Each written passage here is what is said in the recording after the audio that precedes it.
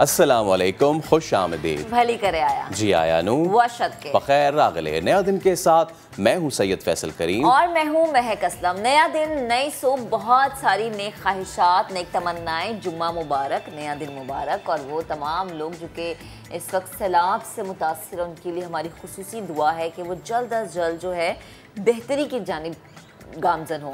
पाकिस्तान में सैलाब की तबाहकारियाँ जारी हैं और मुल्क भर के 80 अजला सैलाब से शदीद मुतासर हैं। 3,72,000 से ज़ायद घर तबाह हुए हैं।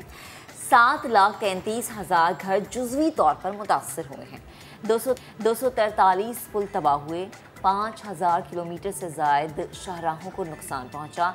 7,31,000 से ज़ायद मवेशी हलाक जो है वो सैलाब में बह गए हैं और मुल्क भर में अब तक 1100 से ज़ायद लोग जान से चले गए हैं।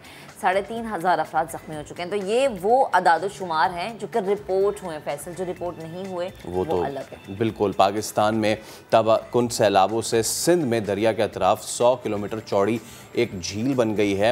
नासा ने यह तस्वीर जारी की है और सैटेलाइट तस्वीर में ये आप देख सकते हैं, गहरा नीला रंग सैलाबी झील की ये निशानदेही कर रहा है। इससे आप अंदाज़ा लगा सकते हैं कि कितने बड़े पैमाने पे तबाही आई है।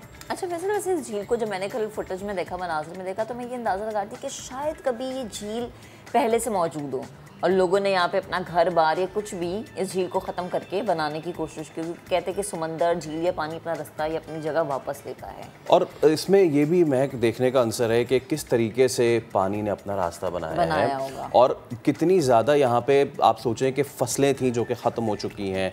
कितने, और मसला ये नहीं कि इस वक्त क्या सिचुएशन है, मसला ये है कि उसके बाद क्या होगा। क्या मिट्टी इस लायक होगी कि उसमें फसल उगाई जा सके? क्या ज़मीन इस लायक होगी कि वहाँ पे दोबारा घर खड़े किए जा सकें? बहुत बड़ा अलमिया है ये, क्योंकि सैलाब से पाकिस्तान में सिर्फ 1-2 मसले नहीं हैं, वबाई अमराज भी फैल सकते हैं। आलमी इदारा सेहत ने खतरे की ये घंटी बजा दिया। तिब्बी सहूलियात के लिए हंगामी तौर पर $1 करोड़ जारी कर दिए गए हैं। इसके अलावा सैलाब ज़दगान की मदद और खिदमत का जज्बा पाक फौज की अव्वलीन तरजीह बन गया है। करोड़ों सैलाब ज़दगान से इज़हार यकजहती के लिए पाक फौज ने यौम दिफा शहदा की मरकज़ी तकरीब यानी 6 सितंबर की जो मरकज़ी तकरीब है वो मुलतवी कर दी है। ISPR के मुताबिक 6 सितंबर को GHQ में तकरीब मुनक्किद होना थी। इसके अलावा कुछ अगर मईशत की बात करें तो पाकिस्तान को IMF से 1 अरब 16 करोड़ डॉलर्स मौसूल हो गए। स्टेट बैंक हुक्काम कहते हैं कि मुल्की ज़र मुबादला के ज़खायर में बेहतरी आएगी। दूसरी जानिब अगस्त के दौरान टैक्स रेवेन्यू बढ़कर 4 खरब 89 अरब रुपए तक पहुँच गया है। टैक्स टारगेट से ज़्यादा हुआ है। इस पर भी आगे चल के बात करेंगे। इसके अलावा वज़ीर आज़म का आवाम को बिजली के मामले में रिलीफ देने के लिए बड़ा इक़दाम, शमसी तवानाई से बिजली पैदा करने के मंसूबे की मंजूरी दे दी है। सोलर पावर प्लांट्स जल्द तामीर करने की भी हिदायत कर दी गई है। शमसी तवानाई से 10,000 मेगावाट बिजली पैदा होगी और महंगे दरामदी ईंधन की मद में अरबों डॉलर की बचत होगी।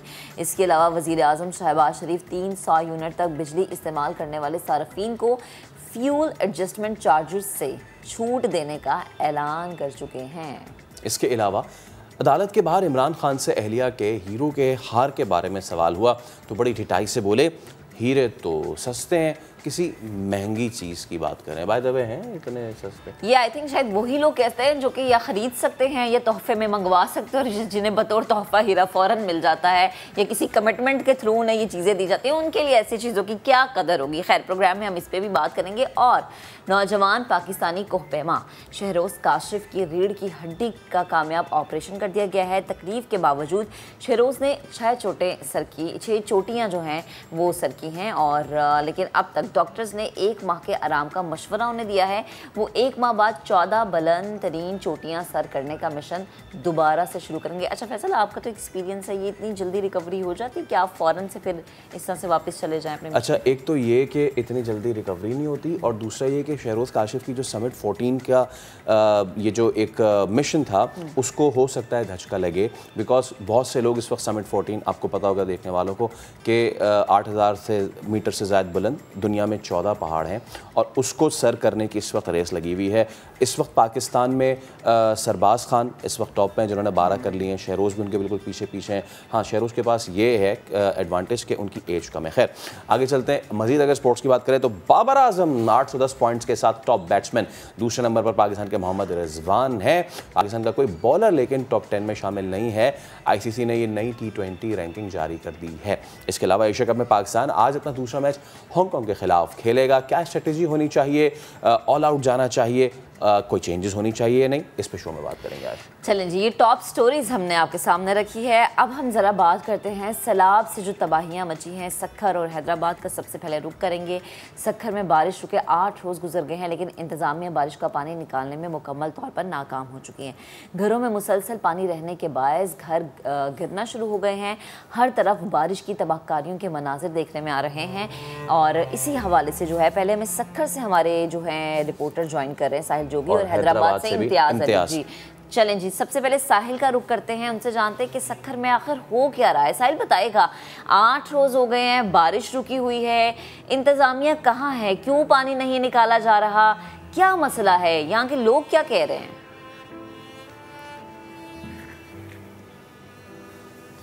जी महक, ऐसा ही है कि सक्खर में बारिश को रुके हुए 8 रोज़ गुजर गए हैं लेकिन हालत यह है कि सक्खर के बेशतर ऐसे इलाके जहां पर जो घरों और गलियों में जो है 2 से 3 फीट पानी अभी तक जमा है। हम इस वक्त जो है लाल मशाइक और नारों के इलाके में मौजूद है। यहाँ पर भी हमने देखे कि घरों में जो पानी है वो अभी तक जमा है और मुसलसल बारिश का पानी खड़े रहने के बायस जो है अब तो घर गिरना शुरू हो गए। कैमरामैन शाहिद अली को मैं कहूँगा कि ये घर है जो अब गिर हैं, ये दीवारें गिर चुकी है और घरों में आप ये देखें कि कितना पानी है और इस घरों में जो है लोग यहाँ के रहने पर मजबूर है, खाना पकाने पर यहाँ मजबूर है। यहाँ के इलाके की अगर ये हालत है तो हम देखे हैं शहबाज कॉलोनी, आगा बदरुद्दीन कॉलोनी, इस्लाम नगर कॉलोनी और दीगर जो कॉलोनियाँ हैं, कुरैशी गोठ, वसपुर मौला, थर्मल कॉलोनी और दीगर इलाकों में भी इस तरह से पानी जो है घरों में गलियों में जमा है। लेकिन इंतज़ामिया की जानिब से एक तो पानी नहीं निकाला गया, दूसरा ये है कि यहाँ पर जो लोग इस पानी में फंसे हुए हैं उनको जो है बाहर निकालने के हवाले से भी कोई इक़दाम देखने में नहीं आ रहे हैं। और उसके साथ साथ जो है जो दावे किए जा रहे थे कि तमाम जो जिनके घर मुस्मार हो चुके हैं या जिनके घर मुतासर है तो उनको खेमे दिए जाएंगे। लेकिन डिस्ट्रिक्ट सक्खर की मैं बात करूँगा तो डिस्ट्रिक्ट सक्खर में अभी तक इंतज़ामिया की जानिब से कोई खेमे नहीं दिए गए हैं। तो लोग बेयार मददगार है, खुले आसमान तले यहाँ पर बैठे हुए हैं। कैमरामैन को कहूँगा कि ये देखें कि तमाम जो घर है वो डूबे हुए हैं और घर जो तमाम जो है ज़ेरे आब है। लेकिन इंतज़ामिया की जानिब से घरों से एक तो पानी नहीं निकाला जा रहा तो अब घर गिरना शुरू हुए हैं तो लोगों को जानी नुकसान भी हो रहा है। जब हमारी बात कमिश्नर और डिप्टी कमिश्नर से हुई है तो उनका ये कहना है कि अभी तक जो खेमे हैं वो नहीं आए हैं। तो इस हवाले से जो खेमे हैं वो मुतासरीन तक नहीं पहुँचे। ठीक है, ये आपने जो इन्फॉर्मेशन दी, एक तो खेमे नहीं आए हैं यहाँ पे और दूसरा ये कि ड्रेनेज, वैसे ड्रेन करेंगे तो कहाँ करेंगे, जगह कहाँ है ड्रेन करने की? नहीं, जगह नहीं है, कहाँ फेंकेंगे, हर जगह पानी है। हैदराबाद का रुख करते हैं, इम्तियाज़ हमारे साथ मौजूद है। इम्तियाज़, हैदराबाद और गिरदनवा यहाँ क्या सूरत हाल है?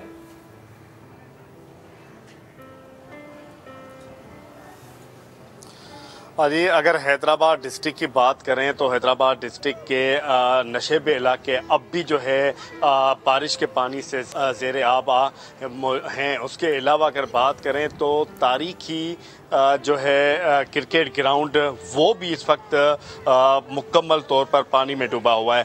हैदराबाद रीजन की अगर बात करें 9 अजला की तो 9 अजला में से सबसे ज़्यादा इफ़ेक्टेड जो इलाका हुआ है या डिस्ट्रिक्ट हुआ है वो दादू है। दादू, केंचा, मेहड़। मैं इस वक्त मौजूद हूँ जामशोरो यहाँ पर रोड पर कौमी शाहराह के बराबर में। मेरे बैक साइड पे देख सकते हैं कि यहाँ पर केंचा और मेहड़ के लोग मुतासिर हैं, वो यहाँ पर आए हुए हैं।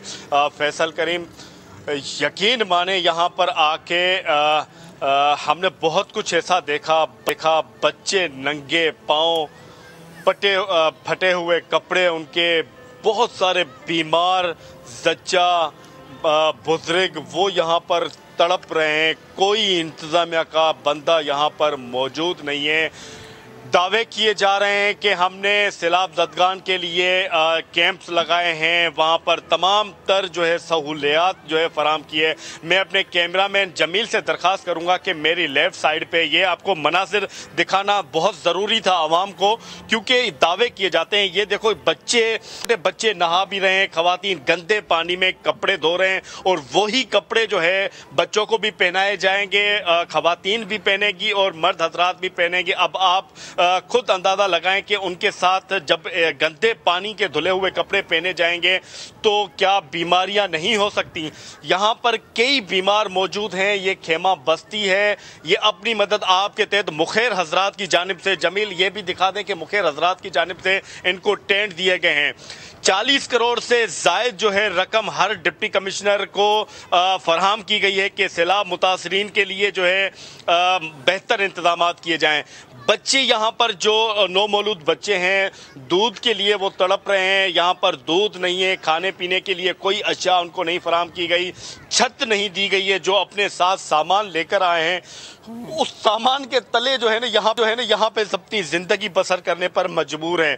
मगर जो आला अफसरान है अपने सूरत हाल है यहाँ पे अफसरान को इम्तियाज, आप जो सूरत हाल बता रहे हैं, साहिल आप जो सूरत हाल बता रहे हैं, ये वहाँ के लोगों की है जो इस वक्त वहाँ रह गए हैं। अब आप दोनों का बहुत शुक्रिया, आपसे मज़ीद भी अपडेट्स लेते रहेंगे। अब मैं एक ये है कि वो लोग जो यहाँ आ रहे हैं वो उन जगहों पे जा रहे हैं जहाँ उनके लिए आर्जी पनाहगाहें, शहरों का रुख कर रहे हैं, वो कितना ज़्यादा इस वक्त तकलीफ़ में हैं, कितनी ज़्यादा उनको सहूलियात मिली हैं। कल मैंने विज़िट किया कराची का इलाका सचल, वहाँ पे तकरीबन 6000 जो है मुतासरीन है नौशेरो फ़िरोज़ से। सूरत हाल क्या बनी है आपको दिखाते हैं।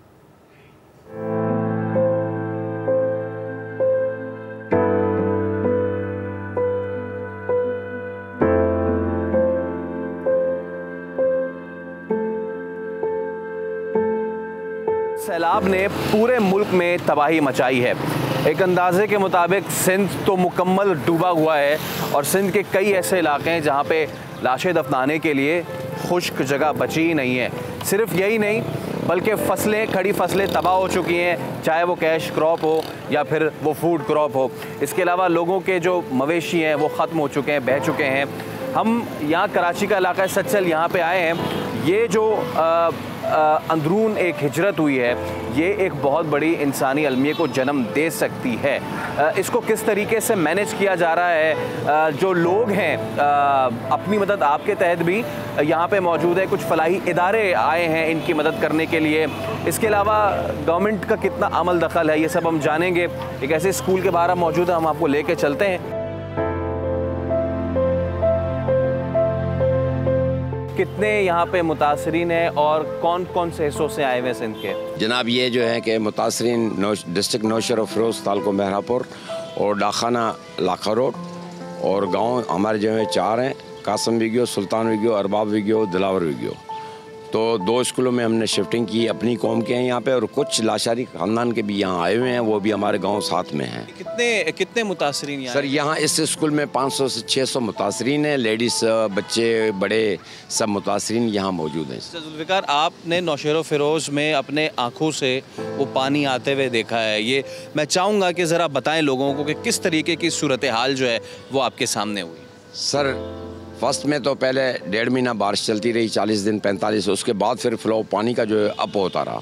उसके बाद रेलवे क्रॉसिंग जितने ब्रिज थे उनसे पानी का प्रेशर इतना आया कि ये 8-10 घंटे में 13 फुट का पानी हो गया। पहले से कोई वार्निंग दी गई थी? किसी इलाके में वार्निंग किसी ने नहीं दी ना। आप लोग देखें ये यहाँ से चलते हुए आ रहे हैं, ये नौशेरो फ़िरोज़ से, ऐसा ही है जुल्फ़िकार भाई? ये नौशेरो फ़िरोज़ से आप लोग ज़रा मुझे बताएं कि यहाँ से पूरा आपने कौन सा रूट पूरा अपनाया? सर ये रूट हमने नौशेरो फ़िरोज़ से अपनाया है।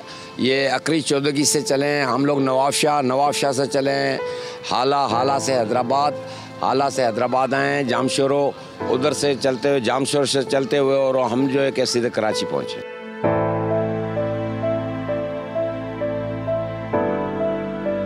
कुछ बंदों को सामान मिल रहा है तो कुछ को नहीं मिल रहा है, वो भी आ रहा है। वो जो यहाँ पे ताजर लोग आए वही हमारी मदद कर रहे हैं। बारिश पया सजा घर बुडी विया, माल रिज़्क रोजी जो घर घाट रही विया। कितने दिन लगे आपको यहाँ तक आने में? कैसे आए आप लोग? मोटरसाइकिल से आए कि ट्रेन से आए? कुछ लोग पैदल आए और कुछ लोग अपनी जो पहले निकले थे वो तो अपनी गाड़ियों की मदद से आए, और जो बाद में निकले वो पैदल आए हैं। 4-5 दिन लग गए यहाँ आने में।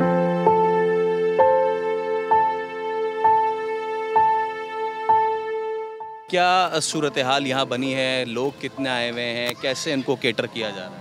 ये लोग जो वहाँ से आए हैं तो इंतहाई वो जो है वो ऐसी हालत में आए रात के टाइम कि इनके सारे घर जो है वो गिर गए, डूब गए।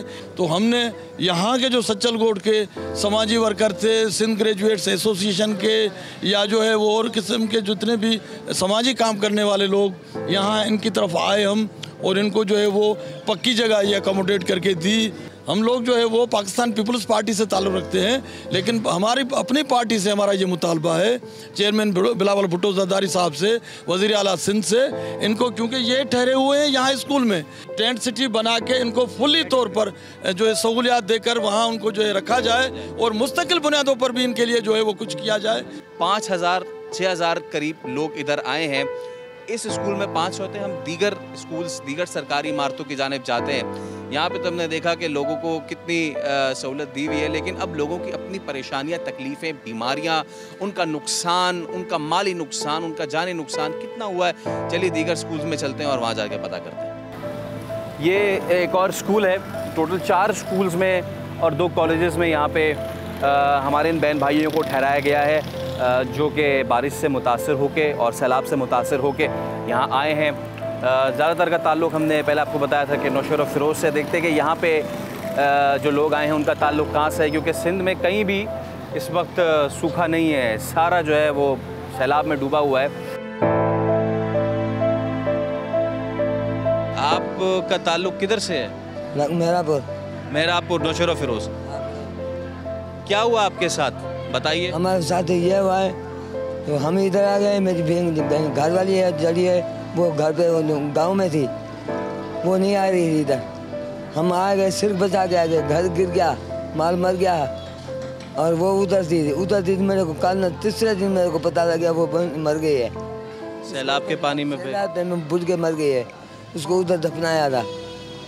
हमारे गाँव वाले नहीं है, ये 2 बच्चे हैं, ये 3री बेटी है, ये हम गरीब है, मिस्किन है।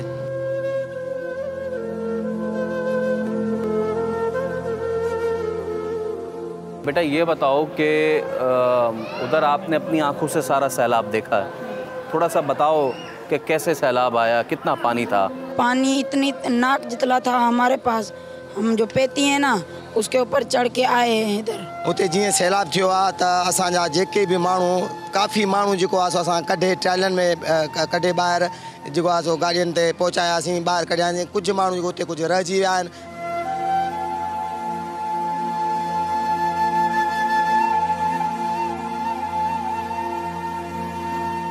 हमारे साथ को छीतों पर गिर गई, और हमारी बीवी थी और हम था, वो छीतों पर गिर गई।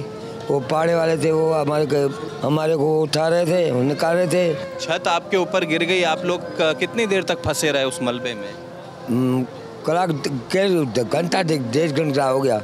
महकमा मौसमियात ने कहा है कि एक और स्पेल अभी बारिश का मज़ीद बाकी है सितंबर में। उन क्लासरूम्स में आपको लेके जाता हूँ, और उन क्लासरूम्स में आपको मैं बताता हूँ कि वहाँ पे सूरत हाल क्या बनी है। आइए मैं आपको लेके चलूँ।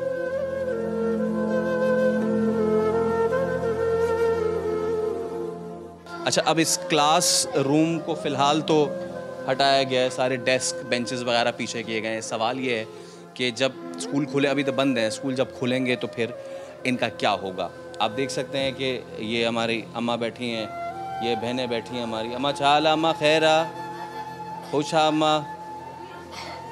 ये आप सिचुएशन देख सकते हैं। बाबा चाल, बाबा मेहरबानी, सही मेहरबानी। ये लोगों, ये ऐसे सिंध धरती, मेहमान नवाज लोगों की धरती ऐसे नहीं कहते। जो इसके पास है इसने मुझे ऑफ़र किया है कि सही आएँ खाएं। ये बड़ी ऐसी सूरत हाल है कि जिसमें अल्फाज कम पड़ जाते हैं। अब आप ये सूरत हाल देख रहे हैं, यहाँ पे वेंटिलेशन का क्या ही इंतज़ाम है। बिजली नहीं है इस वक्त, खुद पंखा चल रहे हैं। रात के वक्त इधर बिजली होती ही नहीं होती, पता नहीं।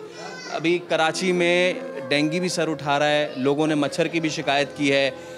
हम दस्तबदस्त ये दरख्वास्त भी करते हैं इंतज़ामिया से कि कम से कम इन इलाकों में जहाँ इनको ला के ठहराया गया है, इनको ठहराएं, इनको फेंक मत दें।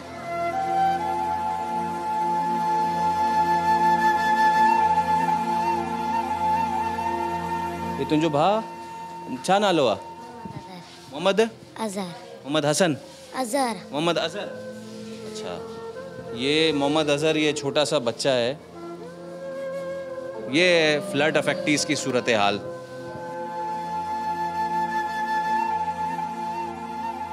मैं अपने गांव से पैदल आया हूँ, पैदल कंडियारों से इधर तक मैं पैदल आया हूँ। मेरी बीवी है और मेरा एक बच्चा है, 3 बच्चे हैं। वो गोठ अलहंदो सुमरो यूसी हालानी के करीब एक गांव उधर रह रहे हैं। और मेरा अपना जो पर्सनल घर था वो मेरा घर गिर गया, मेरी अपनी ये हड्डी भी टूट गई है।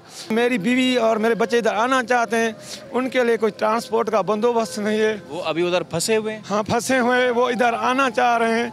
इधर इसी वजह से हूँ कि अगर मुझे एक काम मिल जाएगा, डिस्पेंसर भी हूँ इंशाल्लाह। 1907 में मैंने डिस्पेंसर का कोर्स किया है PMC नवाबशाह में, तो वो भी मैं इंट्रामस्कुलर वो भी कर सकता हूँ।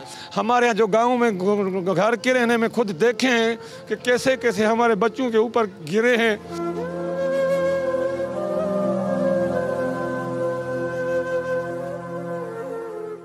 पाकिस्तान का ये खूबसूरत सूबा सिंध इस वक्त सैलाब में डूबा हुआ है और सबसे ज़्यादा अगर कोई मुतासिर हुआ है तो वो ये मासूम बच्चे, क्योंकि इन मासूम बच्चों का मुस्तकबिल इस वक्त पानी में कहीं गर्क हुआ है।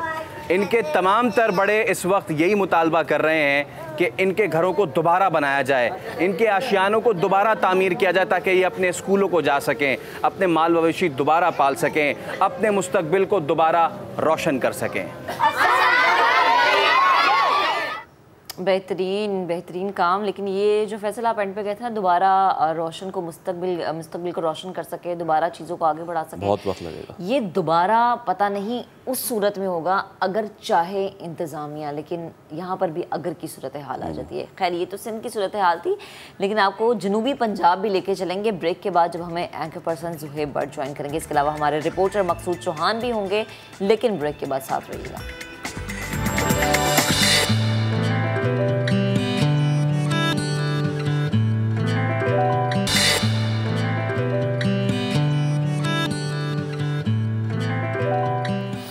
ब्रेक पे जाने से कबल हमने आपको सिंध की सूरत हाल दिखाई। अब हम जनूबी पंजाब का रुख कर रहे हैं और ये ज़िला है राजनपुर। यहाँ इलाका हाजीपुर, सैलाब ने यहाँ तबाही मचाई हुई है। 1.5 लाख से ज़ायद इलाका मकीन बेघर हुए हैं।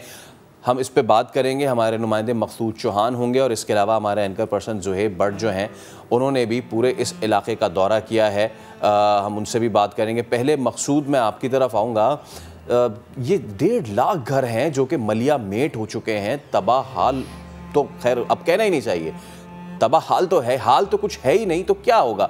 मुझे बताइए इस वक्त क्या सूरत हाल है? कोई इमदाद पहुंची, कोई मुंतखब नुमाइंदा पहुंचा? जी बिल्कुल फैसल, आपने जैसे आपने कहा कि 1.5 लाख से ज़ायद की जो ये आबादी है, घराने हैं यहाँ पे बिल्कुल मलिया मेट हो चुके हैं। तबाह कहना भी एक लफ्ज़ ठीक नहीं होगा। ये इस वक्त जिस घर पे मैं मौजूद हूँ ये हाजीपुर में ये है और तहसील जो है ये इसको राजनपुर लगती है। और ये जो घर है इस वक्त बिल्कुल मलिया मेट हो चुका है। 15 मरले का ये घर जो है इन गरीबों ने अपनी बड़ी मेहनत के साथ इसको बनाया था, जो इस वक्त बिल्कुल मलिया मेट हो गए। अब बच्चे जो नन्हे फरिश्ते हैं वो बेघर हो गए, बेयारो मददगार हो गए हैं। इस वक्त जो घर के दरवाजे खिड़कियां बिल्कुल जो है, मेरे कैमरामैन अदनान से इस वक्त आपको दिखा भी रहे, जानवर भी यहाँ पर जो है बिल्कुल यहाँ पर जो है मलिया मेट हो चुका है, तबाही हो चुकी है। और हुकूमती नुमाइंदा या यहाँ के इलाके के जो मुंतखब नुमाइंदे हैं वो इस वक्त बिल्कुल भी यहाँ पर नज़र दिखाई नहीं देते। और यहाँ पे जो अगर पानी की बात की जाए तो सैलाबी रेला जो है 7 लाख क्यूसिक के हिसाब से यहाँ पर आया था और जिसने इस इलाके को पूरा तबाह कर दिया है। हमारे साथ इस घर के जो मालिक हैं वो भी मौजूद हैं, इनसे बात करेंगे। क्या कहेंगे, कोई हुकूमती मुंतखब नुमाइंदा जो यहाँ के MNA MPA आपकी मदद के लिए नहीं आए? बिस्मिल्लाहिर्रहमानिर्रहीम। बिल्कुल यहाँ पंजाब हुकूमत या वफाकी कोई हुकूमती नुमाइंदा, इतनी उनकी बेहिसी है।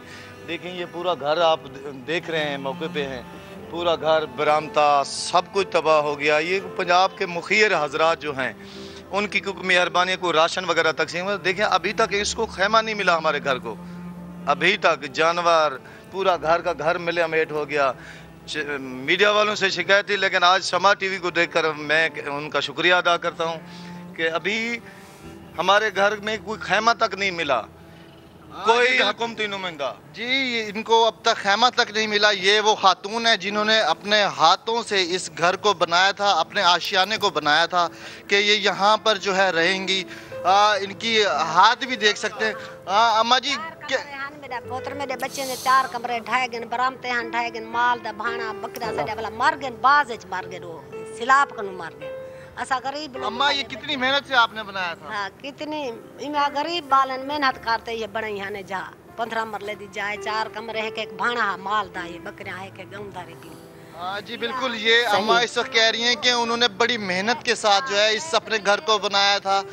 यहाँ पे इनके माल मवेशी थे, 4 कमरे थे, बरामदा, सहन, किचन इन्होंने बनाया हुआ था अपने हाथों से। इनके हाथ देखे जा सकते हैं, ये देखें बिल्कुल बुजुर्ग हाथों ने, ये बुजुर्ग हाथ, उनकी दुहाइयाँ, उनकी बातें, यकीनन इस वक्त पूरा पाकिस्तान सुन रहा है। लेकिन अगर नहीं सुन रहे तो शायद वो हुक्मरान नहीं सुन रहे, जो कि मीडिया पे आके तो कह देते कि हम जाएंगे। पंजाब के वो रखवाले जो बड़ी बातें करते हैं, लेकिन ऑन ग्राउंड कहाँ है कि नज़र नहीं आते। बेहद शुक्रिया, आप हमारे साथ मौजूद हैं। अब ज़रा ज़ुहैब का रुख करते हैं। ज़ुहैब भी हमें ज्वाइन कर चुके हैं। अस्सलाम वालेकुम, मॉर्निंग। आपने भी जनूबी पंजाब के एक एरिया में आप गए, आपने लोगों की हालत देखी। इस वक्त मकसूद जो हमें मनाज़र दिखाते देख के दिल फट रहा था हमारा।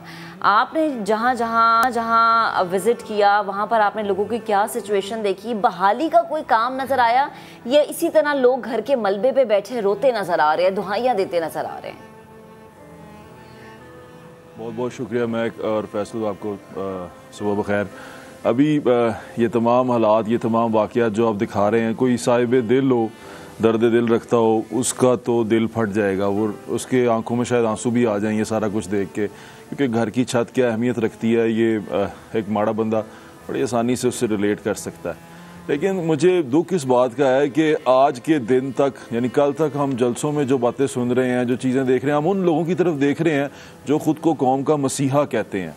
तो ये कौम के मसीहा जो हरकतें कर रहे हैं ये बहुत बुरी हैं। मैं आपको एक बात बताऊं, इस वक्त यहाँ वहाँ जहाँ जो इलाके हैं, जो सैलाबज़दा इलाके हैं, जहाँ सैलाब गुजर चुका हुआ है, वहाँ पर आबादकारी की बड़ी ज़रूरत है, रिहेबिलिटेशन की बहुत अशद ज़रूरत है। और यकीन माने, खाना तो शायद वो लोग एक दूसरे की मदद कर रहे हैं वहाँ पे।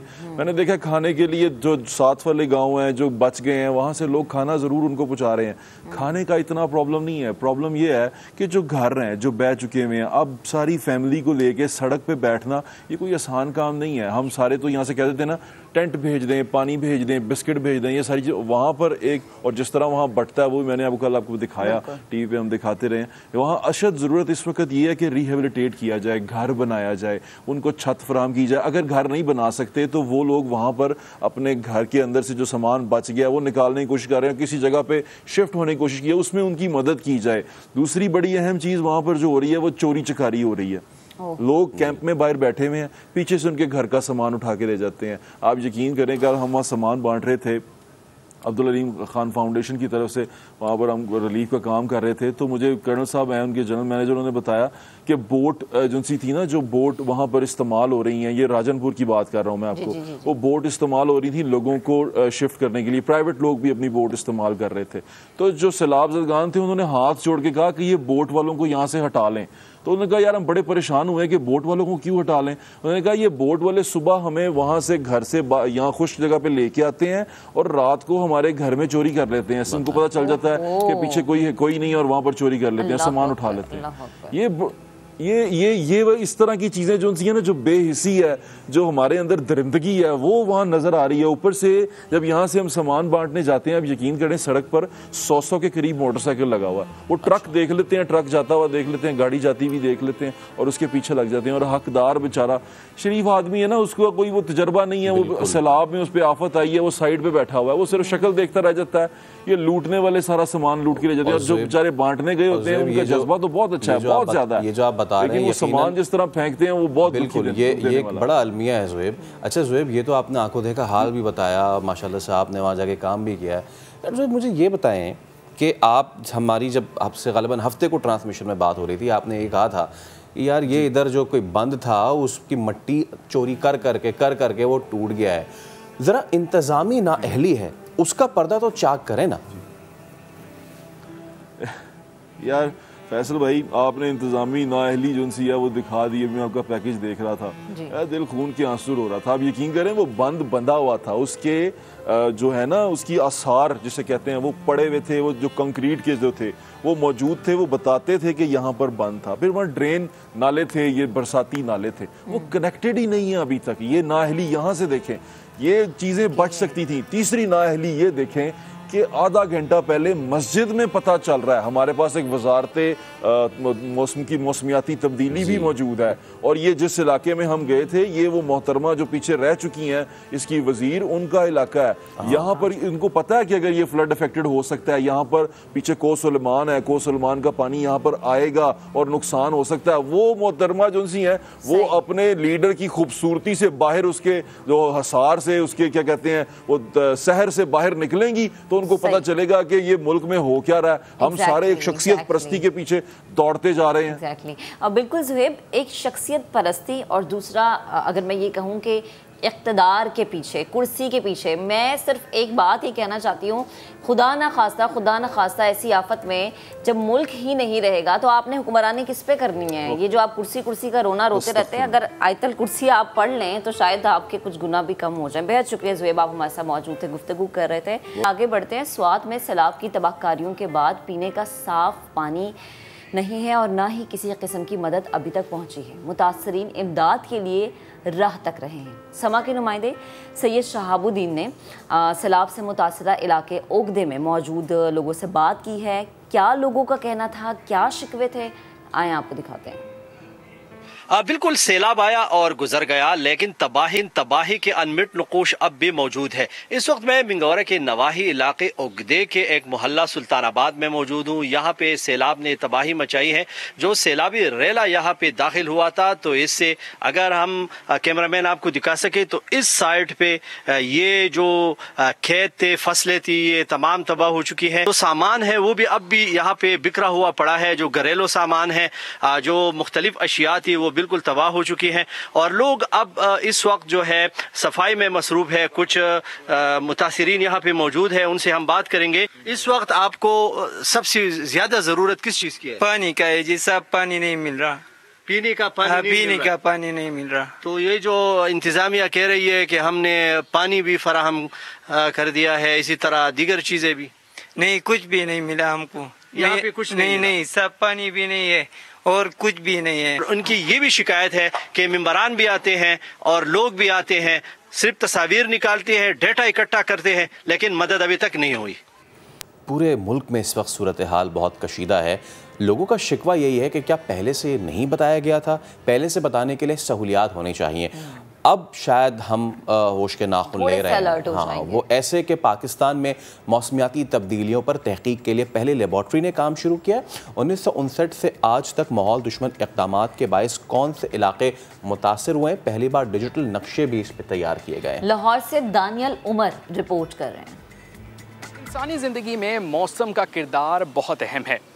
यही वजह है कि पंजाब यूनिवर्सिटी ने मौसमियाती तब्दीलियों का पता लगाने के लिए सैटेलाइट्स का सहारा ले लिया है।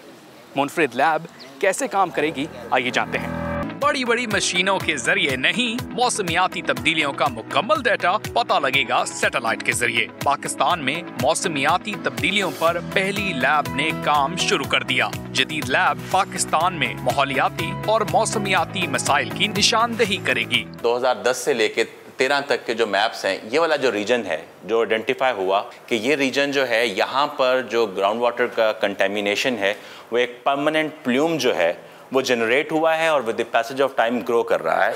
फैक्ट्रियों का आलूदा धुआं या दरख्तों की कटाई से माहौलियाती आलूदगी, शहरी तरक्की और बुलंदो बाला इमारतों की तामीर, हवा के रुख से खराब होती एयर क्वालिटी या जमीनी पानी की गिरती सतह। पंजाब यूनिवर्सिटी के तहकीककार करेंगे जदीद लैब से सबकी निशानदेही। बाज़ जगहों पे फिर हम सैटेलाइट बेस्ड इंडिसेस डेवलप करके एक बार हम उसको ट्रेन कर लेते हैं इक्विपमेंट के थ्रू, और फिर हम सैटेलाइट ऑब्जर्वेशन को फिर जो मीलों पे फैला हुआ एरिया है उसके ऊपर अप्लाई करके तो ऑब्जर्वेशन ले लेते हैं। ये नेशनल लेवल की गवर्नमेंट ऑफ पाकिस्तान से सपोर्टेड या उनके प्लान के हिस्से के तौर पे ये पहली लैब है। यही नहीं, 1959 से 2022 तक किस इलाके में क्या क्या मौसमियाती तब्दीली आई, डिजिटल नक्शे पहली बार आवाम के लिए जारी कर दिए गए। टेम्परेचर चेंज हो रहा है, आपके प्रेसिपिटेशन है, बारिश है वो चेंज हो रही है, ये ह्यूमिडिटी है, या वो पैरामीटर जो डायनामिक्स, एटमॉस्फेरिक डायनामिक्स के वाले से वो चेंज हो रहे हैं।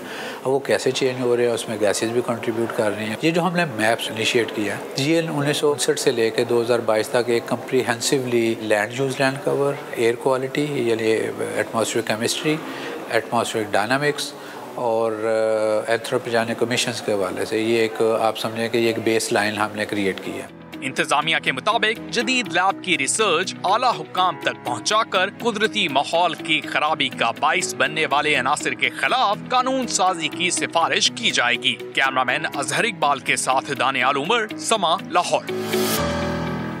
ये वक्त की बड़ी अहम ज़रूरत थी पाकिस्तान के लिए। डॉक्टर खालिद महमूद साहब हमें ज्वाइन कर चुके हैं। डॉक्टर साहब बहुत शुक्रिया हमें ज्वाइन करने के लिए भी, और बहुत शुक्रिया इस जाविये पे सोचने के लिए भी कि अब हमें आगे क्या ज़रूरत है स्टडीज़ में, एनवायरनमेंट को स्टडी करने के लिए। डॉक्टर साहब मुझे ये बताएं कि अब तक कितना फंक्शनल हो चुका है आपका इदारा, क्या कुछ मालूमात इकट्ठा कर पाए हैं? हम बात भी करेंगे डॉक्टर खालिद महमूद से। इस वक्त पूरी दुनिया में जो सबसे ज़्यादा डिस्कस टॉपिक है that's climate change, that's global warming. और क्लाइमेट चेंज और ग्लोबल वार्मिंग की वजह से जो सूरत हाल इस वक्त बनी हुई है पाकिस्तान में, उसका कितनी तबाही हुई है ये आपने देख लिया, आपके ये सामने है। खैबर से लेकर कराची तक इतनी तबाही हुई है सिर्फ़ और सिर्फ किस वजह से कि क्लाइमेट चेंज इतना ज़्यादा हो चुका है कि हमारा मौसम बिगड़ चुका है। और पाकिस्तान वो मुल्क है कि जिसका शायद अपना क्लाइमेट चेंज इतना ना हुआ हो, लेकिन दीगर ममालिक की जो क्लाइमेट चेंज है वो हम पे बहुत असरअंदाज हो रहा है। डॉक्टर खालिद महमूद एक बार फिर हमें ज्वाइन कर चुके हैं। डॉक्टर साहब बहुत शुक्रिया, thank you so much for your time. आपने बड़ा ज़बरदस्त इक़दाम उठाया है। मुझे बताइए आपका इदारा कितना फंक्शनल हो चुका है, अब तक कितनी मालूमात आप इकट्ठी कर पाए हैं क्लाइमेट चेंज के हवाले से? अस्सलाम वालेकुम जी। हमारा जो इदारा remote sensing GIS and climatic research lab जो है, ये तकरीबन 2 साल हुए हैं इसको डेवलप हुए। ज़ाहिर है कि हम उसातिज़ा यूनिवर्सिटी के जो इसमें इन्वॉल्व हैं वो तो एक अरसे से क्लाइमेट चेंज के हवाले से काम कर रहे हैं, लेकिन ये अदारा बाकायदा तौर पे 2 साल से काम कर रहा है। अभी तक हमारा जो मकसद था जिसके लिए ये इदारा बनाया गया था वो ये था कि किस तरीके से हम सैटेलाइट की मदद से मुख्तलिफ जो वेरिएबल्स हैं जो कि क्लाइमेट चेंज में इम्पॉर्टेंट हो सकते हैं या हमारे शहरियों के जानो माल के लिए उसकी मॉनिटरिंग ज़रूरी हो सकती है, वो कुछ सैटेलाइट की मदद से कुछ ऐसे एल्गोरिथम्स डेवलप किए जाएं कि हम उनको मॉनिटर कर सकें। तो वो मॉनिटरिंग के बहुत सारे मराहिल तय हो चुके, बहुत कुछ चीज़ें डेवलप हो चुकी, कुछ प्रोसेस में है, लेकिन एक जो जामिया शक्ल की सूरत में अभी हमने एक digital Atlas of Pakistan launch की है जिसमें बेशुमार वेरिएबल्स, जिसमें गैसेस के हवाले से, एरोसोल्स के हवाले से जो उनकी मूवमेंट है थ्रू आउट द ईयर होती है, वो हमने पिछले 50 साल का जो रिकॉर्ड है उसका वो मुरतब किया है मैप की सूरत में, और उसको इस फॉर्म में लेके आए हैं कि पॉलिसी मेकर्स जो हैं, जो जाहिर है कि साइंटिस्ट नहीं है लेकिन वो एक आम आदमी की समझ बूझ के मुताबिक उनको ढाला गया है, और उनका जो डिजिटल जो मैप्स हैं और डिटेल्स हैं सारी, वो ऑनलाइन हमारी वेबसाइट पे कुछ ही देर में इंशाल्लाह जो है ना अवेलेबल हो जाएंगी। इसमें गैसेस की मॉनिटरिंग, इसमें एरोसोल्स की मॉनिटरिंग, और इसमें फिर जो हमारे ग्राउंड वाटर के अंदर चेंज आ रहे, जो वाटर से रिलेटेड क्राइसिस हैं, वो सरफेस वाटर जिसमें उनकी क्वालिटी के डिटेरिएट होना, और जो ग्राउंड वाटर जो हमारे पास मेन ज़रिया है अवामुन्नास को पीने का और बाकी ज़रूरियात के लिए पानी मुहैया करने का, उसको मॉनिटर किया जाए कि उसकी जो डेफिशिएंसी है वो कहाँ कहाँ हो रही है, और उसको फिर किस तरीके से आइडेंटिफाई करने के बाद जो है वो उसकी बेहतरी के लिए जाया जा सकता है। सही है, ठीक है। अच्छा डॉक्टर साहब, अभी आपने एक लफ्ज़ इस्तेमाल किया है रिमोट सेंसिंग, ये क्या होता है? हाँ जी, रिमोट सेंसिंग का एक जो बिल्कुल अगर सादा ज़ुबान में इसको समझाया जाए अपने देखने वालों को, तो जो वो हमें देख रहे हैं वो रिमोट सेंसिंग से देख रहे हैं। एक चीज़ के मुतल्लिक मालूमात हासिल करना बग़ैर उसको टच किए, उससे दूर बैठे हुए उसकी मालूमात हासिल कर लेना, हमारा देखना एक वो साइंटिफिक जो अल्लाह ताला ने हमें दे रखा है वो भी रिमोट सेंसिंग है। लेकिन जब हम पर्टिकुलर टेक्नोलॉजी के अंदर रिमोट सेंसिंग की बात करते हैं तो यहाँ पे रिमोट सेंसिंग से मुराद ये है कि हमारे पास अब चूँकि टेक्नोलॉजी की मदद से बेतहाशा हमने जो सैटेलाइट्स हैं वो चढ़ा रखे हैं जो मॉनिटर करते हैं सरफेस ऑफ द अर्थ को, तो वो किस तरीके से उसको देखते हैं और वो डिफरेंट जो वेवलेंथ हैं, जो रिफ्लेक्शंस आती हैं ज़मीन से या जो भी कोई फीचर एग्जिस्ट कर रहे हैं उनकी वो इमेजेस कैप्चर करते हैं। और फिर इस रिमोट सेंसिंग से जितना भी डाटा हासिल होता है उसको फिर हम एक दूसरी टेक्निक है जिसको हम इमेज प्रोसेसिंग कहते हैं। इमेज प्रोसेसिंग में जिस तरह से आज बहुत सारे दोस्त जो हैं वो अपने मोबाइल से पिक्चर लेके तो कुछ फिल्ट्रेशंस लगा के तो वो तस्वीर को कुछ बदल लेते हैं या उससे इंफॉर्मेशन निकालते होंगे शायद, तो इसी तरीके से हम जो सेटेलाइट डाटा हमें मिलता है उसकी मदद से हम प्रोसेस इस तरीके से उसको करते हैं कि उसके अंदर से मुख्तलिफ मालूमात निकाली जा सकें। मिसाल के तौर पर कि ये जो वेजिटेशन कौन सा एरिया जो है वहाँ पे जो है वो वेजिटेशन लगी हुई है, कौन सा बिल्टअप एरिया है, अगर वेजिटेशन लगी है तो उसकी हेल्थ क्या है, वो अपनी किस स्टेज पे पहुँची है, या जिस तरह से अभी आपके पास जो फर्स्ट हैंड इंफॉर्मेशन, ये जो एक अभी हम जिस मुश्किल में से पूरी कौम गुजर रही है सैलाब के हवाले से, तो वो उसकी जो फर्स्ट हैंड इंफॉर्मेशन जो हमें मिलती है जो सोशल मीडिया पे भी वायरल है वो सारी की सारी सेटेलाइट इमेजेस के थ्रू आई हुई है कि ये 3 माह पहले वो इलाके जो हैं वो इस तरह के दिख रहे थे जब सेटेलाइट ने उनको कैप्चर किया और आज वो इलाके इस तरह के दिख रहे हैं। तो ये जो सेटेलाइट रिमोट सेंसिंग है वो एक हमें वो बर्ड आई व्यू, एक बड़ा विजन मुहैया करती है जिसकी बुनियाद पे हम क्लाइमेट डाटा भी मुरतब कर रहे हैं, जिसकी बुनियाद पे हम बाकी जो वेरिएबल्स हैं उनको मॉनिटरिंग के ऊपर उनकी काम कर रहे हैं। ठीक है डॉक्टर साहब, बेहद शुक्रिया, आप मौजूद थे, गुफ्तगू कर रहे थे। चले कोई आहिस्ता आहिस्ता ही सही, लेकिन ये चीज़ें बहुत पहले आ जानी चाहिए थी ताकि इतने बड़े नुकसान से हम बच सकें। अभी लेंगे एक ब्रेक के बाद दोबारा हाजिर होंगे, आप साथ रहिएगा।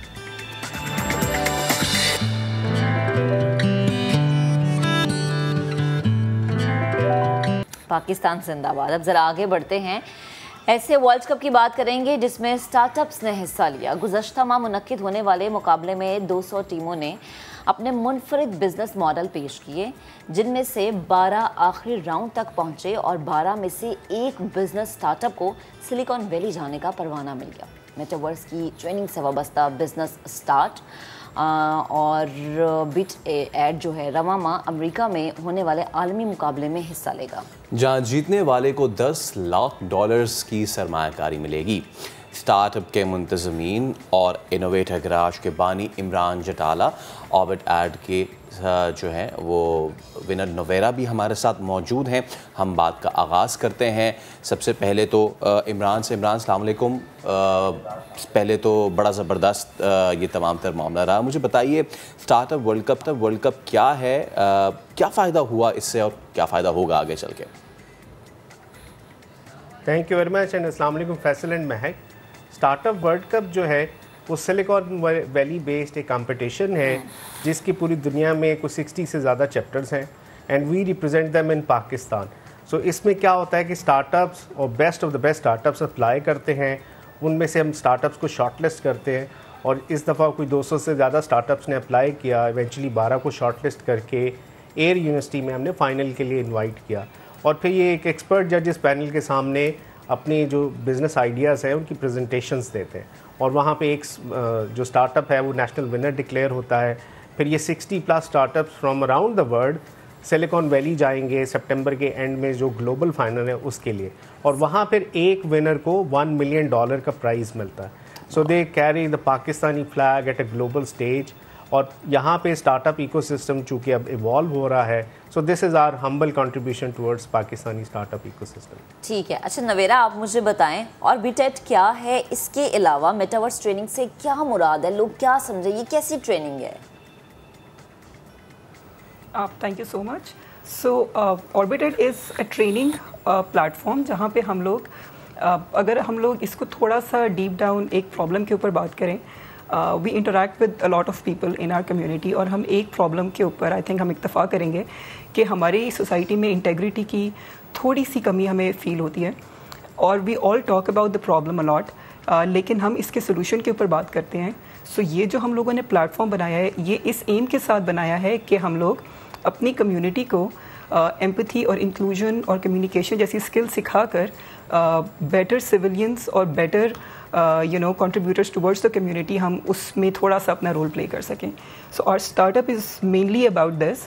और metaverse of training is basically because ये वर्चुअल रियलिटी में हम लोग कर रहे होते हैं और ये कम्प्लीटली इमर्सिव एक्सपीरियंस होता है, तो you get to learn a lot और आप फिर अपने सेल्फ रिफ्लेक्शन के थ्रू चीज़ें सीख रहे होते हैं. राइट. अच्छा इमरान, मुझे ये बताइए कि आपने जो $500 बिलियन इनोवेशन इंडस्ट्री का विज़न जो पेश किया, क्या विज़न है ये, ज़रा हमें भी बताएं. Thank you very much, Faisal. This is very important topic and this is really close to my heart. Pakistan अगर हिस्टोरिकली आप इस सब कॉन्टिनेंट रीजन को देखें, इन ईयर 1800 दिस सब continent was 25% of global GDP. जो सब कॉन्टिनेंट है ये ग्लोबल GDP का 25% था. और पाकिस्तान जो आज की लैंड अगर हम देखें तो this was 5% of global GDP. तो आई ऑलवेज बिलीव पाकिस्तान का जो इकनॉमिक पोटेंशियल है वो 5% ऑफ ग्लोबल GDP है. सो उस लिहाज से अगर आज के मैथ्स में हम देखें तो इट इज़ $3 ट्रिलियन प्लस. अब उस मैक्सिमम इकोनॉमिक पोटेंशियल तक पहुंचने का रास्ता इनोवेशन इकोनॉमी है.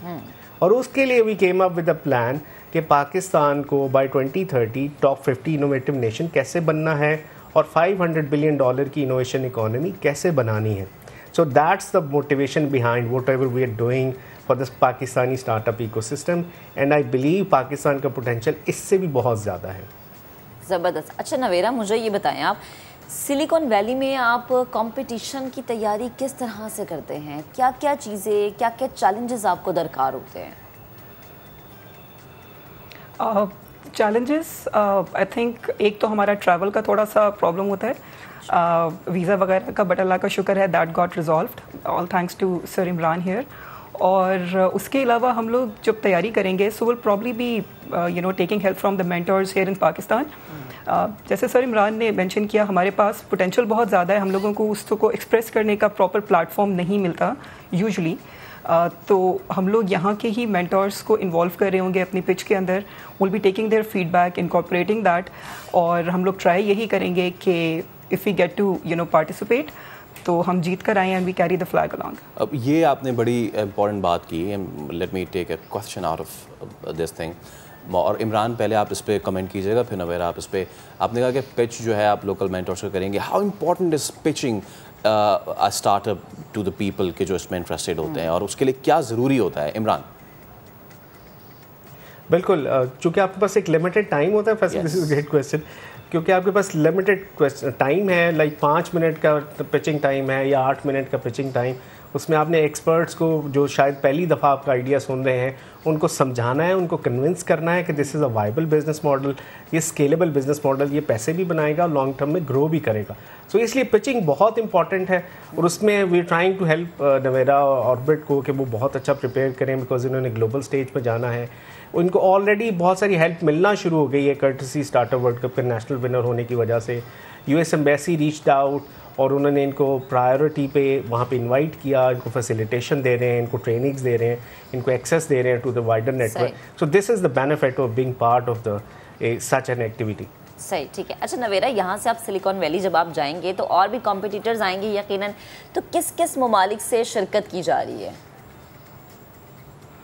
अब actually it's a good question. हम लोग कल ही एक और कंपटीशन जीते थे, दैट्स टाई इस्लामाबाद चैप्टर. और उसके साथ अब हम लोग इंशाल्लाह इंडिया जाएंगे, हैदराबाद. और I am very excited about that because एक तो हम लोगों की थोड़ी बहुत राइवलरी है वहाँ पे, and I think learning potential would be amazing there as well as in Silicon Valley. लेकिन सिलिकॉन वैली का इकोसिस्टम मुझे थोड़ा सा पता है because I have been there few times earlier. लेकिन India would be a new venture, a new territory altogether. So I'm actually very excited about that part too. अच्छा, मुझे ये बताएं कि इमरान साहब, यकीनन मैं इस पर ये भी सवाल करूँगा कि whenever we talk about the IT, then the IT startups, उसमें इंडिया क्यों आ गए, हम क्यों पीछे. लेकिन हमारे यहाँ जो माइंडसेट है बच्चों का, वो कैसा आप देखते हैं इन स्टार्टअप्स को लेके? क्योंकि अभी अगर IT स्टार्टअप्स को अगर साइड में भी रखें तो सिचुएशन ये है कि इतने सारे स्टार्टअप्स होते हैं and then they get closed. तो आपने हमारे टैलेंट को कैसा पाया when it comes to startups? Pakistan में बहुत अमेजिंग टैलेंट है। इंडिविजुअल टैलेंट की बात करें तो there is no shortage of talent. बस हमें ज़रूरत ये है कि हम उन इंडिविजुअल टैलेंट्स को टीम्स में कन्वर्ट करें, उन टीम्स को हेल्प करें कि वो स्टार्टअप्स बनाएं। चाइना ने 800 मिलियन लोगों को पॉवर्टी से अपलिफ्ट किया है टू द मिडिल क्लास, और उनका जो सीक्रेट है वो इनोवेशन एंड एंटरप्रेन्योरशिप है। सो पूरी दुनिया में इनोवेशन एंड एंटरप्रेन्योरशिप ये एक वेल इस्टेब्लिश्ड फैक्ट है कि वो फास्टेस्ट रूट है कि आप लोगों को पॉवर्टी से एलिविएट करके उनको मिडिल क्लास में लेके आते हैं। सो एंटरप्रेन्योरशिप जो है ना वो नेक्स्ट मिडिल क्लास प्रोड्यूस करता है। पाकिस्तान को भी इसी की ज़रूरत है। चाइना में 50,000 स्टार्टअप्स हर मंथ बनते हैं। ग्लोबली स्टार्टअप्स का जो फेलियर रेट है वो बड़ा हाई होता है, और वो यहाँ पे भी फिनोमेन है, और शायद हमारा फेलियर रेट ग्लोबल एवरेज से भी ज़्यादा होएगा। But the benefit really is कि जो छोटा बिजनेस है, स्टार्टअप है, वो किसी भी इकोनॉमी में ग्रोथ का इंजन होता है। एक छोटा बिजनेस हर साल अपनी एग्जिस्टेंस के पहले कुछ सालों तक वो अपना साइज़ हर साल डबल कर सकता है। ये जो इतनी 100% ईयर ऑन ईयर ग्रोथ है वो बड़ी कंपनीज नहीं लेके आ सकते, ये छोटा बिजनेस ही लाता है, वो एम्प्लॉयमेंट क्रिएट करता है। UNDP की रिपोर्ट है कि पाकिस्तान को 2035 तक हर साल 1.3 मिलियन एडिशनल जॉब्स क्रिएट करने। ये पब्लिक और प्राइवेट सेक्टर मिला के नहीं कर सकता, only startups can do this. Self employment की तरफ अगर हम लोगों को अपने मोटिवेट करेंगे, स्टूडेंट्स को इनकरेज करेंगे, that's where the magic is. सही, ठीक। अच्छा नवेरा, मुझे ये बताएं कि जब भी हम IT स्टार्टअप्स की बात करते हैं हमें इंडिया आगे नज़र आता है। मैं चाहूँगी हमारे देखने वालों के लिए आसानी हो वो ये जाने कि पाकिस्तान कहाँ स्टैंड करता है, हम कहाँ स्टैंड करते हैं। It's a good question actually. हम लोग एजुकेशन में काम कर रहे हैं और हमारे साथ ही एक और ऑर्गेनाइजेशन है जो कि इंडियन है, बायजू। हमने उनकी क्रिकेट टीम पे भी बायजू का लोगो देखा है। So that's basically an edtech startup. और उन्होंने जिस तरह से ग्रो किया है, अनफॉर्चुनेटली पाकिस्तान में उस तरह से ग्रोथ स्टार्टअप्स की नहीं नज़र आती। मुझे जो उसका एक रीज़न नज़र आता है वो अवेयरनेस है प्रॉब्ली, कि हम अपने लोगों को उस तरह से अवेयर नहीं कर पाते। May be that's where we lack, क्योंकि अगर क्वालिटी की बात करें तो क्वालिटी तो ऑलमोस्ट दोनों स्टार्टअप्स की सेम है।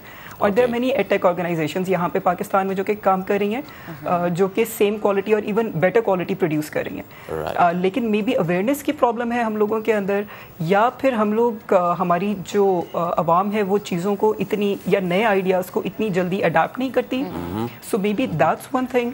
जैसे सर इमरान ने कहा कि हम लोग मतलब जो स्टार्टअप्स हैं ये they create opportunities for employability, and that's one like major thing. अगर हम एंटरप्रेन्योरशिप के ऊपर फोकस करें तो हमारी अनएम्प्लॉयबिलिटी का इशू काफ़ी हद तक रिजॉल्व हो सकता है। बिल्कुल। If you look into that, आप इन्फ्लेशन को टारगेट कर सकते हो, बहुत सारी चीज़ें आप इम्प्रूव कर सकते हैं, लेकिन हमारा माइंडसेट जॉब लेने का होता है instead of creating a business and then creating opportunities for other people. हम लोग ज़्यादा फोकस कर रहे होते हैं कि हमें किसी अच्छी जगह पे जॉब मिल जाए, एंड दैट बेसिकली वहीं पे हम लोग रह जाते हैं। सही, और यहीं पे फिर we need this shift, और यहीं पे हमारा फिर in पार्ट the आता है thinking of कि people, हम अपने minds। प्लेटफॉर्म से जो है वो अवेयरनेस क्रिएट करें। इमरान सर पे रिस्पॉन्सिबिलिटी आती है कि वो अवेयरनेस क्रिएट करें जो कि कर रहे हैं। और नवीरा, आपको भी best of luck for the world cup जो कि स्टार्टअप्स का है। बहुत शुक्रिया इमरान आपका, बहुत शुक्रिया नवीरा आपका। तो आपने देखा कि किस हमारे हर शोबे में टैलेंट है, we just need to platform की ज़रूरत है और उसको अगेन आम लोगों तक पहुंचाने की ज़रूरत है।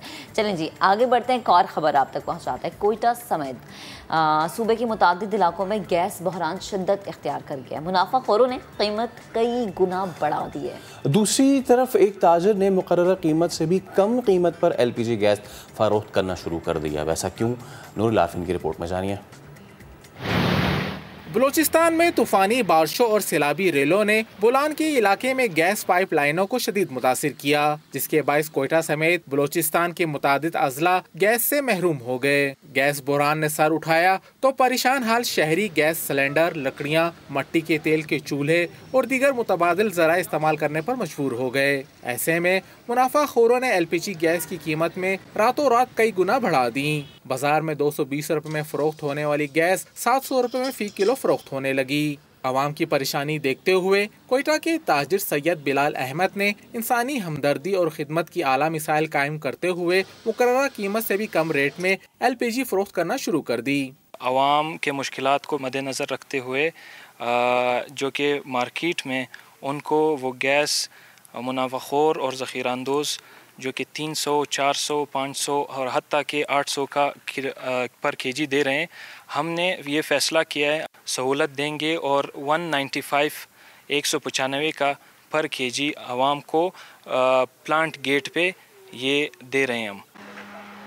शहरी भी बाजार से कम कीमत पर LPG गैस मिलने पर बहुत खुश हैं। बाजार में तो जो है ना बहुत लाइन लगा हुआ है और महंगा भी काफ़ी, तकरीबन 300-400 रुपये किलो है। पश्तो में बोलते हैं कोरोदानो, क्योंकि बाज़ार में तकरीबन अभी उस दिन मैंने भरे तो 600 रुपये पर केजी दिए, तो इन लोगों ने 195 रुपये रेट रखे। तो इन लोगों ने सोशल मीडिया पे भी दिए हुए ये चीज़ कि भाई आप आए और यहाँ पे जो है 195 रुपये में। अभी मैं ख़ुद ये गाड़ी लेके आया हूँ, मैंने यहाँ से सिलेंडर भरे। शहरी कहते हैं ताजिर और दुकानदार मुश्किल वक्त में नाजायज़ फ़ायदा उठाने के बजाय सैयद बिलाल की तरह आवाम का साथ दें। कैमरामैन शहजाद अनवर के साथ नूर लारफीन, समा, कोयटा। अब एक ब्रेक लेते हैं, ब्रेक के बाद दोबारा हाजिर होंगे, आप साथ रहिएगा।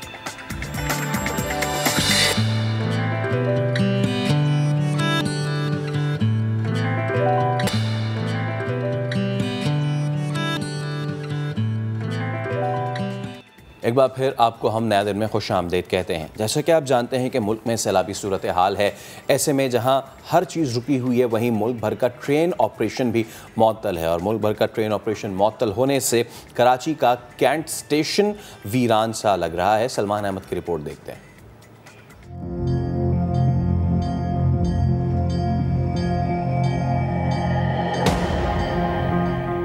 कराची के मसरूफ तरीन कैंट रेलवे स्टेशन पर आजकल वीरानी के डेरे हैं। मुसाफिरों और उनके सामान का ताक़ुब करती कुलियों की निगाहें आज मुसाफिरों की राह तक रही हैं। कैंट रेलवे स्टेशन पर छाई वीरानी ने देखने वालों को हैरान कर दिया है। इससे पहले से कभी मैंने नहीं देखा, 40-45 साल की मेरी उम्र है, इससे पहले मैंने कभी इतनी वीरानी नहीं देखी। जैसे मई, जून, जुलाई में गलियाँ सूनी होती हैं गर्मी की वजह से, तो ऐसे लग रहा है कि क्या कहते हैं कि शायद ये हम किसी गलियों में घूम रहे हैं। इतना वीराना ज़िंदगी में फ़र्स्ट टाइम देख रहा हूँ और इससे पहले कभी भी आए हैं, दिन में आए हैं, रात में आए हैं, तो हमेशा यहाँ पे चहल पहल होती थी, लोगों का रश होता था। सैलाब के बाइस ट्रेनों का पहिया तो रुका ही, लेकिन उनके साथ उन सैकड़ों मजदूरों की मईशत का पहिया भी रुक गया है, जिनका रोजगार सिर्फ ट्रेनों की आमदोरफ्त से वाबस्ता था। केबिन वगैरह भी सब बंद पड़े हैं, कुल्ली हैं वो बेचारे बेरोजगार हो गए, केबिन वाले उनका मारा गया, बाहर जो गाड़ियाँ वगैरह हैं वो बेरोजगार हो गए। ट्रेनें मुअत्तल होने से शहरी सस्ते सफर से महरूम हो गए हैं। मैं कराची आया काम ढूंढने,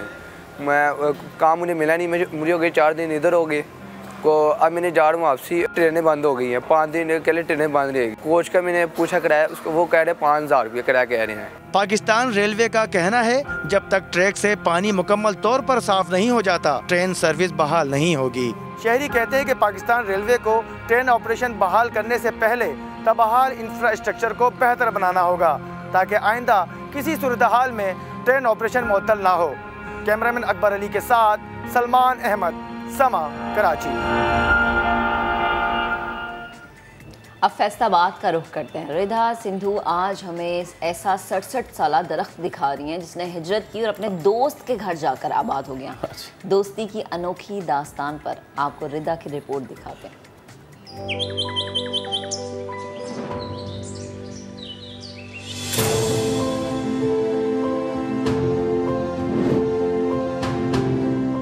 आज हम जिस दरख्त के नीचे बैठे हैं 67 ईयर्स ओल्ड दरख्त है, जिसने ज़िंदगी में हिजरत की और हिजरत करके इसने दोबारा अपनी जड़ें ज़मीन में लगाईं और क्या खूबसूरत शान के साथ खड़ा है।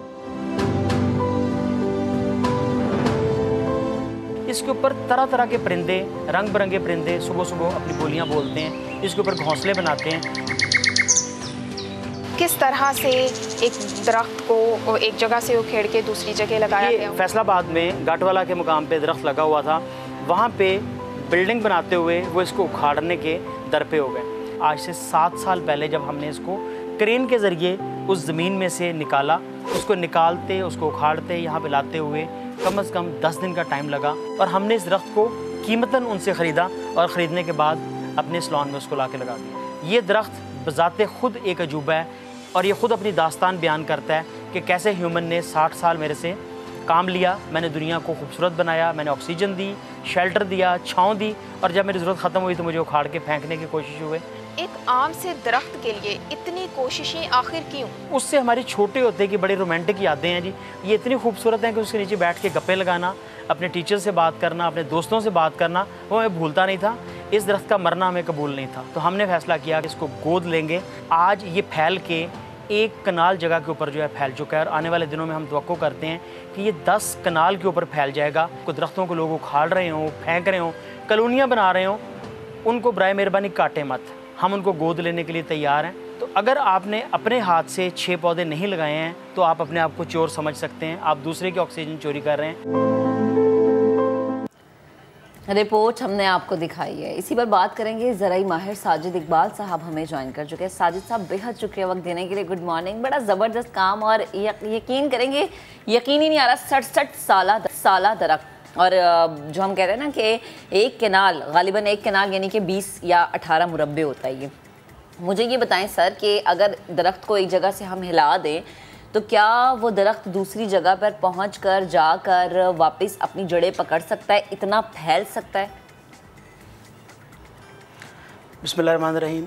ये एक मोहब्बत की दास्तान है एक दरख्त के साथ, जो कि हमारा पैशन भी है, जो कि agri tourism development corporation of Pakistan जो है इस मिशन को और इस जज्बे को हर जगह पे पहुंचा रहा है, फैला रहा है कि हम दरख्तों से मोहब्बत करना सीखें।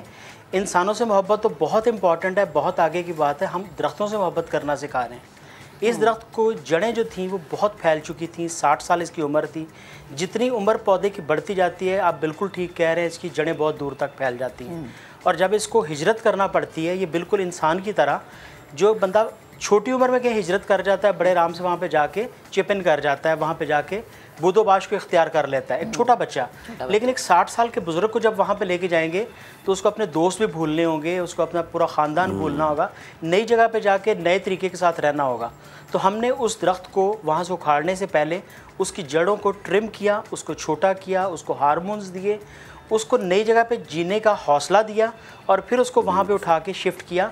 हिजरत से पहले दरख्तों की ऑक्सीजन को, उनकी न्यूट्रिशन को, उनके पानी को कम किया जाता है, बंद किया जाता है, ताकि वो नई जगह पे जाके ज़्यादा अच्छे तरीके से फ्लोरिश कर सके। अच्छा साजिद साहब, दरख्त जो है उसकी सिर्फ अपनी ज़िंदगी नहीं होती, बल्कि उसमें भी बड़ी बायोडाइवर्सिटी होती है, और उसमें रहने वाले जो परिंद हैं वो उनका अपना मस्कन होता है। जब आप एक जगह से दूसरी जगह लेके जाते हैं तो क्या दोबारा वो परिंदे उस दरख्त पे आते हैं? कहीं ज़्यादा। आप यकीन करें, जब हम उस दरख्त को लेके आ रहे थे तो वो परिंदे जिनकी उसके साथ 60 साल की एफिलिएशन थी, या जितनी भी उस परिंदे की ज़िंदगी होगी, वो उस दरख्त के पीछे पीछे उड़ते हुए आ रहे थे, और उसी दरख्त के साथ उन्हीं परिंदों ने आके वहाँ पे घोंसला बनाया। तो अगर पहले वहाँ पे उसके ऊपर 10 परिंदे थे, तो आज वहाँ पे सैकड़ों परिंदे हैं। हमने उनके लिए आर्टिफिशियल और उनकी अपनी चॉइस के मुताबिक वहाँ पे घोंसले तामीर करके दिए हैं, और सुबह सुबह उठते हैं तो वहाँ पे सैकड़ों परिंदे जो हैं अपनी खूबसूरत बोलियों में अल्लाह को याद करते हैं, गाने गाते हैं। हमारा उस दरख्त के साथ छोटे होते से प्यार था, जैसे कि इस रिपोर्ट में भी बताया गया। हमने उस दरख्त को कटना कबूल नहीं किया, ज़ाया होना कबूल नहीं किया। जो लोग उसको उखाड़ रहे थे, हमने उसे कीमतन ख़रीदा। तारिक तनवीर साहब ने, मैंने उस दरख्त को वहाँ पे परवरिश पाया, उसको लेके आए, और ये एग्री टूरिज़म का सिंबल बन गया, जिस पे पूरी दुनिया में स्टोरीज़ लिखी गई। लोगों ने इस पे ऊपर जो थे शॉर्ट क्लिप्स बनाए, और आने वाले दिनों में इसके ऊपर बहुत अच्छी दस्तावेजी डॉक्यूमेंट्री बनने की तवक्को है। वाह। अच्छा साजिद साहब, ज़राई माहिर हैं आप, मैं चाहूँगी आवाम को ये भी समझाएं कि क्या ये ज़रूरी है, और क्या ऐसा मुमकिन है कि जो पुराने दरख्त है, ये जिससे आम ज़बान में कहते हैं कि ये दरख्त बूढ़ा हो चुका है, इसकी शाखें बहुत फैल गई हैं, क्या उस दरख्त को एक जगह से दूसरी जगह पर हम मुंतकिल करें? जिस तरह से आपने कहा कि ये पूरी प्लानिंग होती है, उस प्लानिंग के तहत उसको मुंतकिल किया जाए, पानी दिया जाए, उससे दोस्ती की जाए। जी बिल्कुल जी। जब भी दरख्त को शुरू हमने उठा के किसी जगह पे लगाना होता है तो हम उसको डिफोलिएट करते हैं, यानी कि उसके पत्ते उतारते हैं।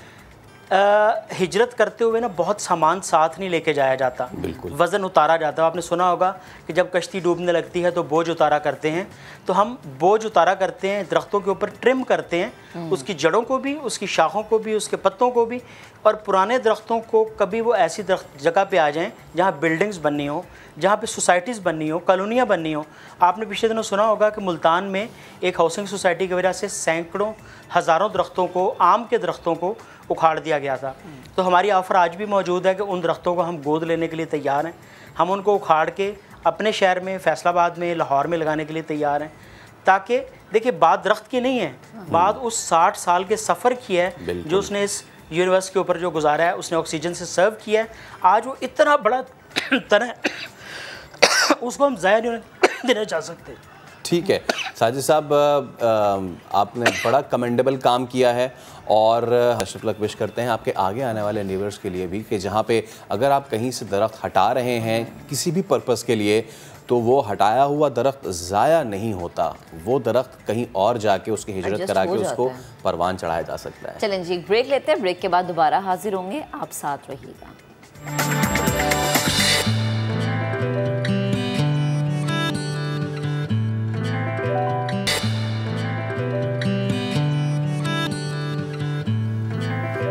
एक बार फिर कहेंगे आपको खुशामदीद। स्पोर्ट्स की बात करें तो पाकिस्तान एशिया कप में आज अपना दूसरा मैच हांगकांग के खिलाफ खेलेगा, तो इस सब पे हम बात करेंगे। हमारे साथ तज्जियाकार, सीनियर तज्जियाकार और साफ़ी अब्दुल माजिद भट्टी साहब मौजूद हैं। भट्टी साहब अस्सलाम वालेकुम। माशाल्लाह से जी आप उधर ही बैठे हुए हैं, आपने तमाम तर मैच भी इंडिया वाला अपनी आंखों से देखा और आगे भी देखने जा रहे हैं। पहले ज़रा पाकिस्तान हांगकांग की बात कर लें, कोई चेंजेस देखने में आ रही है, क्या कोई तब्दीली करनी चाहिए हमें?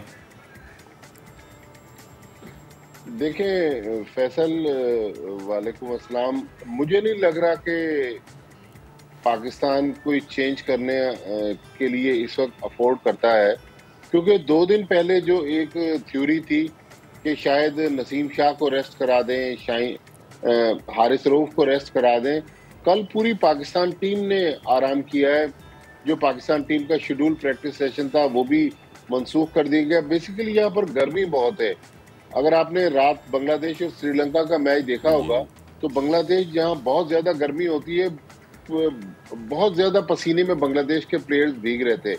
तो मुझे लग नहीं रहा कि पाकिस्तान इस स्टेज पर कोई चेंज करके टीम कॉम्बिनेशन ख़राब करेगा, क्योंकि ऑलरेडी पाकिस्तान जो है पहला मैच हारे हुए। अब आज का मैच किसी भी तरीके से पाकिस्तान अफोर्ड नहीं करता कि वो हार जाए। हालांकि हांगकांग और पाकिस्तान का कोई कंपैरिजन नहीं है, लेकिन बहरहाल क्रिकेट है, कुछ भी हो सकता है।